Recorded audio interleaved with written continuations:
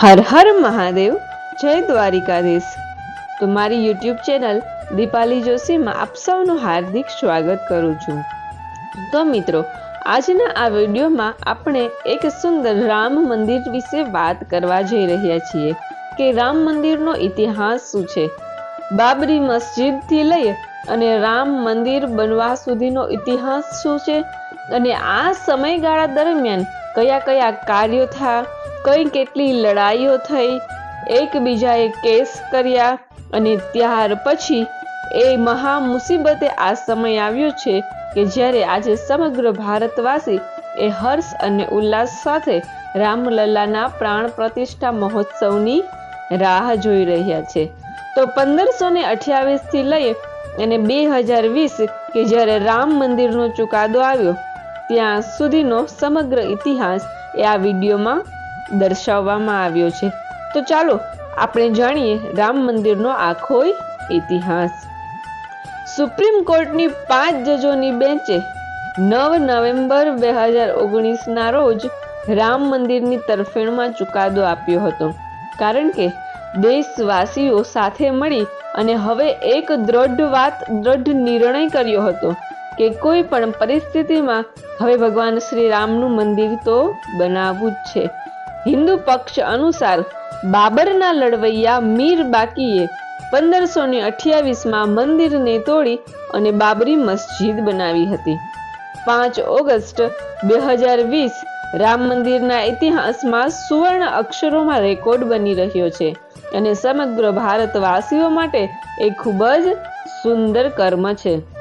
1528 થી લઈ અને 2020 સુધી લગભગ 492 વર્ષના ઇતિહાસમાં કેટલાય ટર્નિંગ પોઈન્ટ આવ્યા। ક્યારેક સારો ચુકાદો આવે, ક્યારેક ખરાબ ચુકાદો આવે। આ સમય દરમિયાન કોઈ કેટલા લોકોના જીવ પણ ગયા છે, અને ખાસ કરીને 9 નવેમ્બર 2019 નો એ દિવસ કે જ્યારે 5 જજની બંધારણીય બેન્ચે ઐતિહાસિક ચુકાદો આપ્યો હતો, અને અયોધ્યા જમીન વિવાદનો કેસ એ દેશમાં સૌથી લાંબો ચાલતો કેસ છે। તો ચાલો હવે આજે આપણે જાણીએ કે આ વિવાદનો પાયો ક્યારે અને ઇતિહાસના મહત્વના મુદ્દા એ ક્યારે રચાયા હતા। તો કે વર્ષ 1528માં મોગલ બાદશાહ બાબરના લડવૈયા મીર બાકીએ વિવાદિત સ્થળ ઉપર એક મસ્જિદ બનાવી હતી। હિન્દુ સમુદાયે એવો દાવો કર્યો હતો કે આ સ્થાન એ ભગવાન રામનું જન્મ સ્થળ છે અને અહીં એક પ્રાચીન મંદિર હતું। હિન્દુ પક્ષ મુજબ મુખ્ય ગુંબજ નીચે જ ભગવાન રામનું જન્મ સ્થળ હતું અને બાબરી મસ્જિદમાં કુલ 3 ગુંબજ હતા।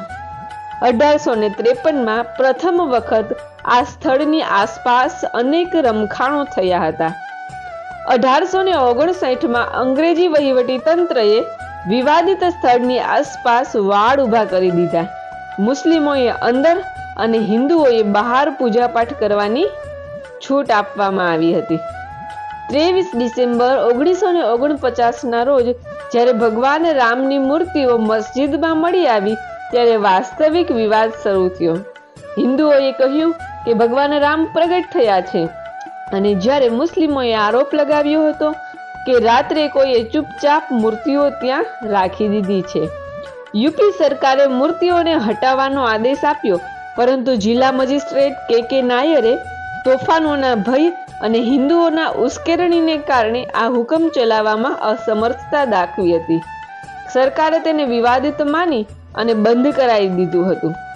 ત્યાર પછી વર્ષ 1950માં ફૈઝાબાદ સિવિલ કોર્ટમાં 2 અરજીઓ દાખલ કરવામાં આવી। આમાં એકમાં રામલલ્લાની પૂજા મંજૂર કરાવી અને બીજામાં વિવાદિત બંધારણમાં ભગવાન રામની મૂર્તિ રાખવાની મંજૂરી આપવામાં આવી હતી।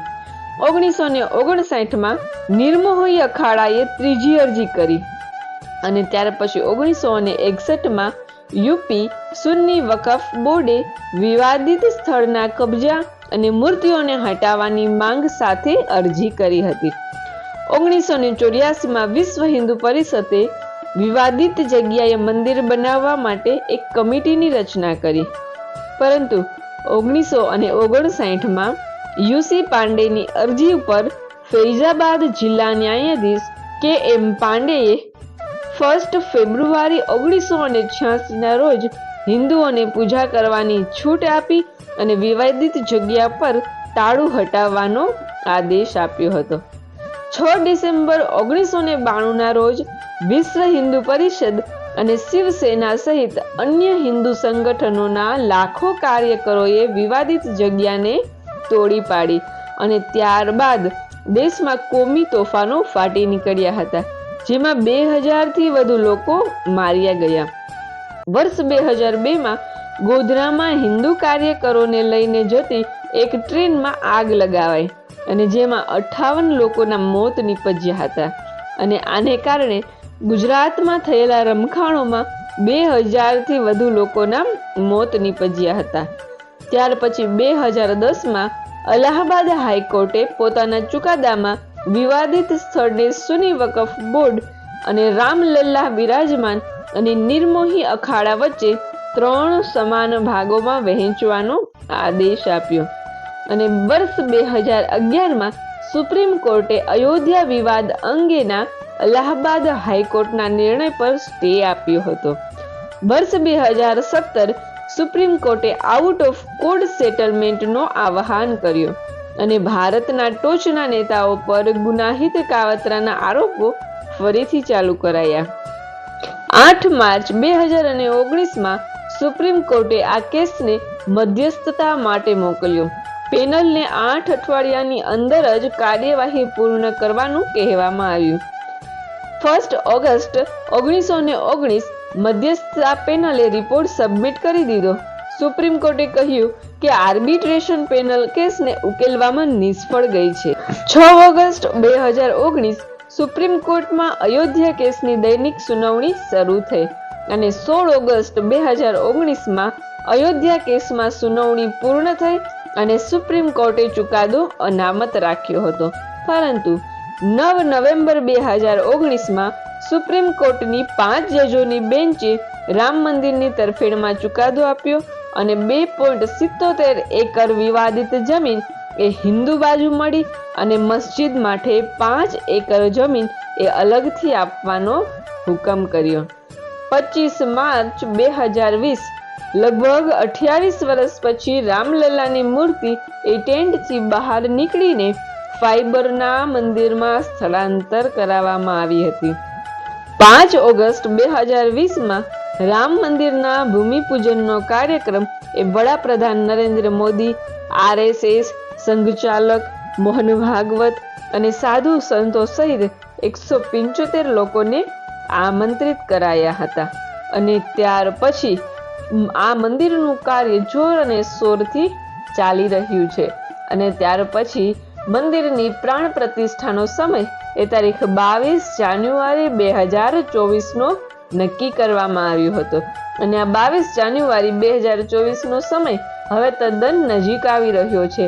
સમગ્ર ભારતવાસીઓ હર્ષ અને ઉલ્લાસનો અનુભૂતિ કરે છે અને જેમ દિવાળીનો તહેવાર ઉજવવામાં આવે એવી જ રીતે અને એવો જ હર્ષ અને ઉલ્લાસ દરેક ભારતવાસીમાં સ્થાપિત કરેલો છે અને એમ પણ ભારત માટે ગર્વની વાત કહેવાય અને ભારતની આજની જે પેઢી છે, વર્તમાન પેઢી માટે સૌથી વધુ ગર્વની વાત કહેવાય કે આજ આપણે હોવાના સમયે ભગવાન શ્રી રામલલ્લા એ અવધમાં ફરીથી પ્રસ્થાપિત થશે અને ફરીથી ભગવાન રામ રાજ્ય ભારતમાં ફરીથી આવશે અને એટલે જ આખા ભારતમાં રામ નામનો જય જયકાર થઈ રહ્યો છે અને દરેક વ્યક્તિના મનમાં અને સમગ્ર ભારત દેશમાં ભક્તિમય વાતાવરણ થયું છે.